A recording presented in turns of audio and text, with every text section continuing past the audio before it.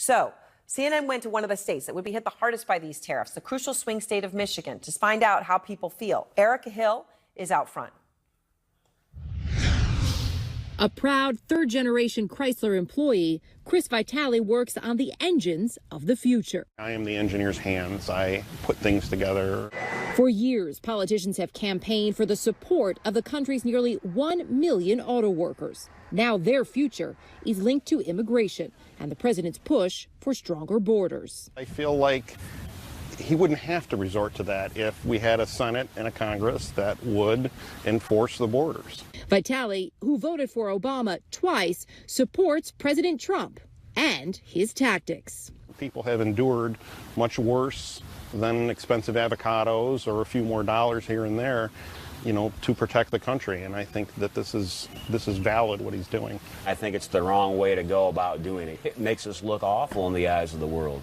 And quite honestly, I'm ashamed. Sean Crawford just moved back to his hometown for a job at GM's Flint, Michigan facility after the auto giant announced plans to close the plant where he worked. I've really seen the ups and downs of the auto industry. He worries about his future under Trump. If you raise the price of these products, less people are going to buy them.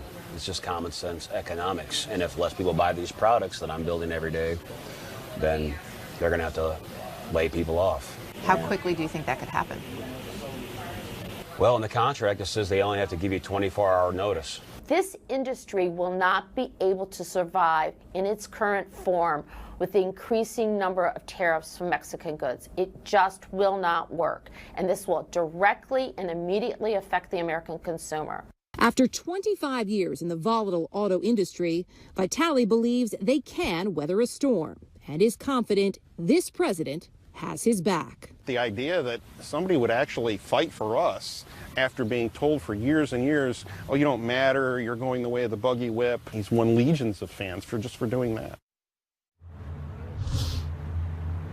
While they may not agree on the president's latest proposal and its impact, they do agree that it's time to renegotiate NAFTA. And both said they were happy to see that wages for Mexican workers were being addressed in the USMCA. There's a provision that says most vehicle parts need to be made by Mexican workers making at least $16 an hour, or there would be additional tariffs levied.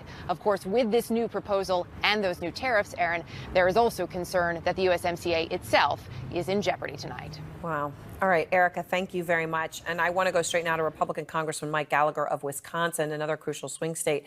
Thanks very much for your time. I appreciate it. So obviously in that piece, you got different points of view. One of the auto workers was saying the president wouldn't have to resort to the tariffs, though, if Congress would do its job, would do something on immigration.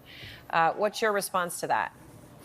Well, I think in previous negotiations, the president has used tariffs in order to advance an economic agenda, in order to ensure a more level playing field economically, in order to compel other countries to reduce their tariff barriers. We can argue about the wisdom of that, but this seems to be a different approach. We are applying tariffs in order to effectuate an outcome on immigration. So he's